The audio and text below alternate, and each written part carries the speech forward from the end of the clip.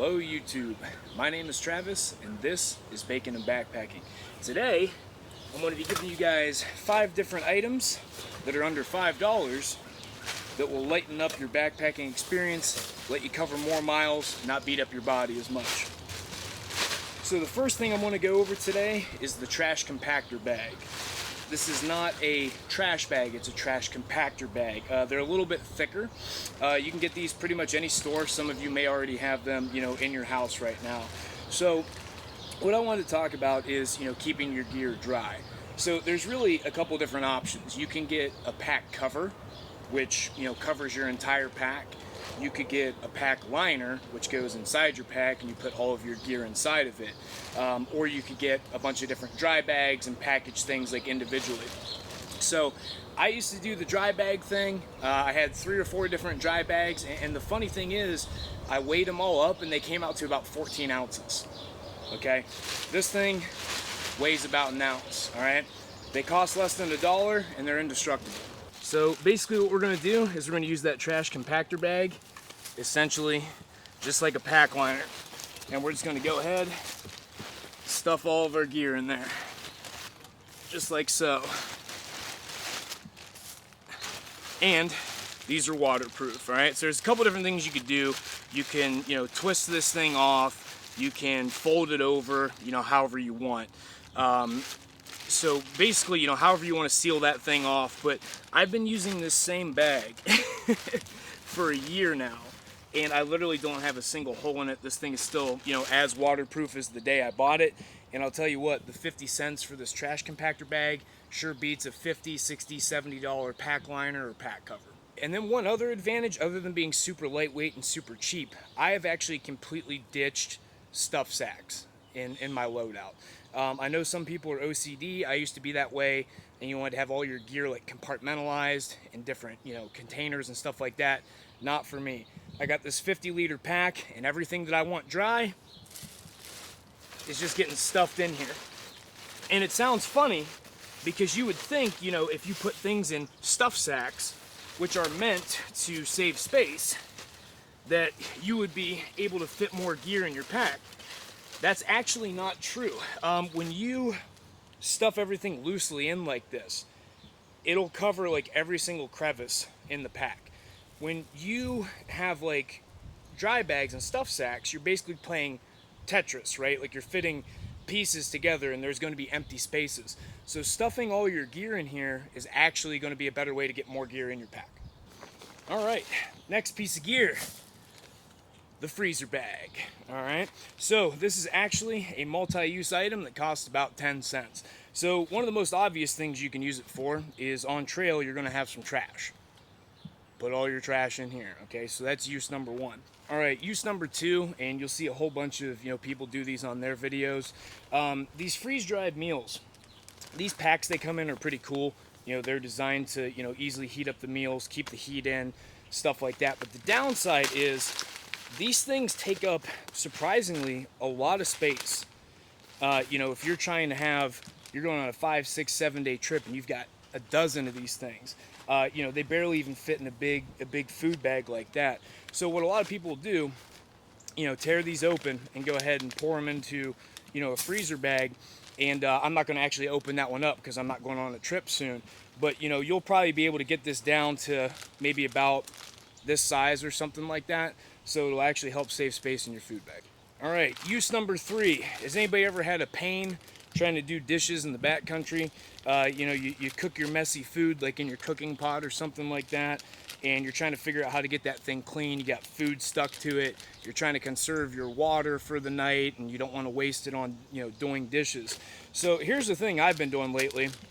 I've just been taking a freezer bag and just lining my cooking pot like this. So I'll boil my water or whatever, but then when it comes time to, actually make the food, I'll put the food in the bag, pour the water in, go ahead and, close this thing up, and then I'll go ahead and just eat out of here. And obviously, depending on what you ate, you could reuse these for a couple meals, or you can just go ahead and throw them in your trash bag, which will also be another freezer bag. Ziploc bags. Okay, so these are great for, like in this one, I've got like my headlamp and my batteries in here. It's going to keep the water off of it. you know, why buy something more expensive? This is my fire kit. I've got my lighter, my fire starter, stuff like that in there. Now, I want to show you guys what some alternatives to these are. Everybody loves Dyneema. They love lightweight stuff. So I'm going to go ahead and show you something real quick. All right, guys. So here's some examples of 2 Dyneema bags that I have. And I got these just as personal preference. This is my poop kit bag from Space Bear Bags, okay? And then this is like my first aid bag from Space Bear Bags as well. I got these because I wanted them. They're cool. This thing makes me laugh when I'm on trail, okay? But these 2 bags, it's like $60, okay? And when I inevitably rip a hole in one of these, which I'm going to be very upset about it. By contrast, I have this 10-cent Ziploc bag that's going to do the same thing, okay? Is this as durable as the Dyneema? No, but I can just replace it for 10 cents, all right? So don't underestimate the Ziploc bags. All right, next piece of gear that costs about $1. The cotton bandana, all right? There's a million different things you can do with this. Again, probably weighs about an ounce. I'm gonna go ahead and show you a couple things that I use this for. All right, so I use a Grail to filter out and treat my water. You know, and Grails are not cheap. I mean, they're about $90. The replacement filter's like 25 bucks. I generally, you know, replace like 1 filter per year.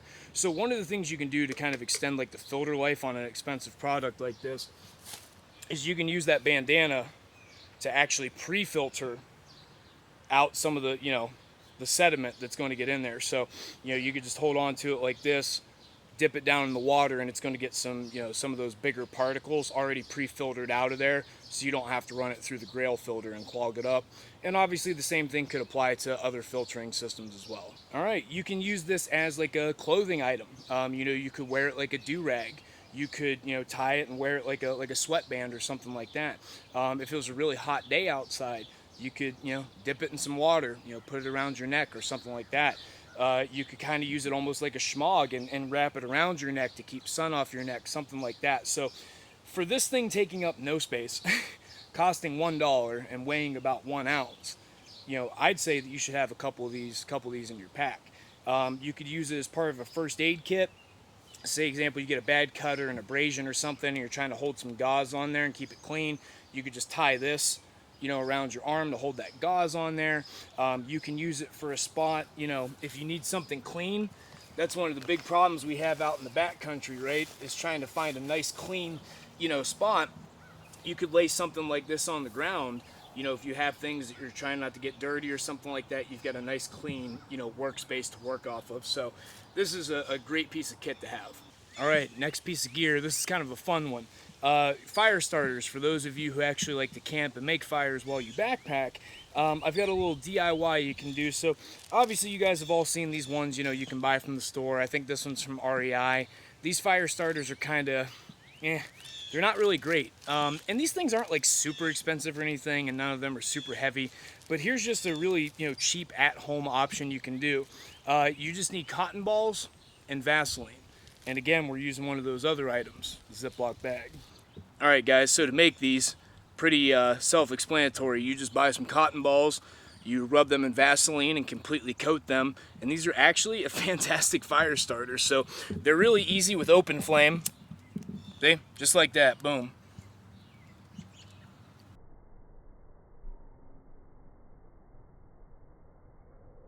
And as you guys can see, that was literally one flick of the Bic, and it lit right up, and it burns hot, and it burns for a while. I mean, this thing's nowhere near done. And you can see it's giving you a pretty good sized flame. You should very easily be able to, you know, start a fire with this. So I mean, these things are cheap. You probably already got cotton balls in your house. You probably already got Vaseline in your house. Super simple, super cheap. And they actually work better, in my opinion, than most fire starters on the market. All right, guys, so here's one of the REI ones, and they work. I've used them before. But, so I just hit that for 1 second, and it didn't ignite. I have to actually hold the lighter on there for a little while to get the REI one to go. And it still didn't go. There it goes. All right. So, and you can see this cotton ball's been going for probably about 3 minutes now. And you can see the size of the flame.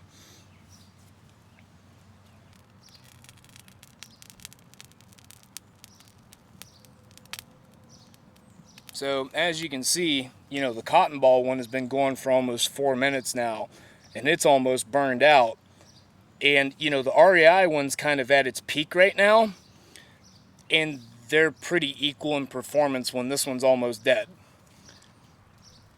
Alright guys, and then another thing, so this is an REI fire starter that I just had lit and I stomped it out. So this thing's actually, ready to burn, like it wants to burn. Here's the REI one with the ferrocerium rod. See? Cannot get that thing started with a ferro rod. Okay? Now here's a cotton ball.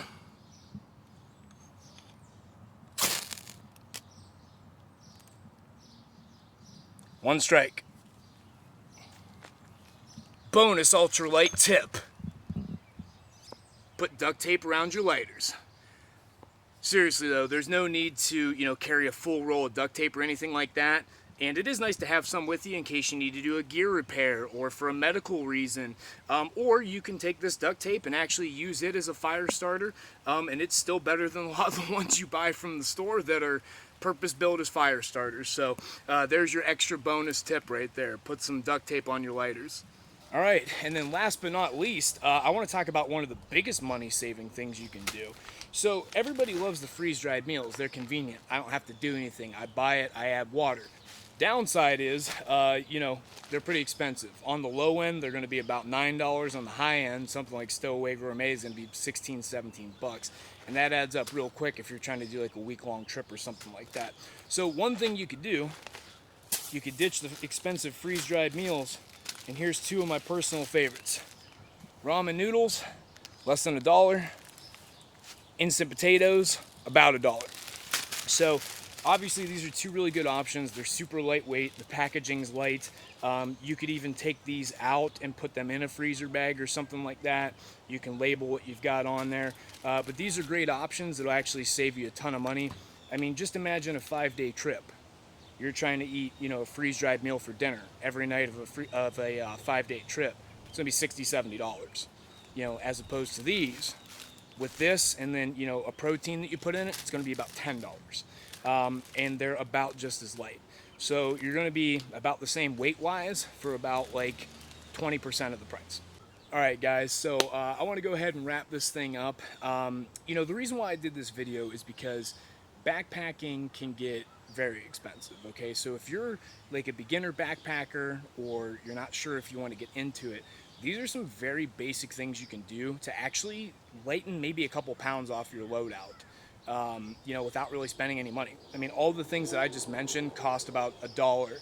The bags are, obviously you'll buy them in a box and the box will be $5, but what I'm saying is individually some of those bags are like 10 cents, 30 cents. So these are all very cheap options that you can do to, save weight and also get like really good functionality out of them. Like I said, if you were trying to, get a dry bag for your sleeping bag, a dry bag for your clothes, or a pack cover, pack liner, I mean, you're looking at, 150, 200 bucks just right there. When you could get this trash compactor bag that's going to do the same exact thing for, $1, right?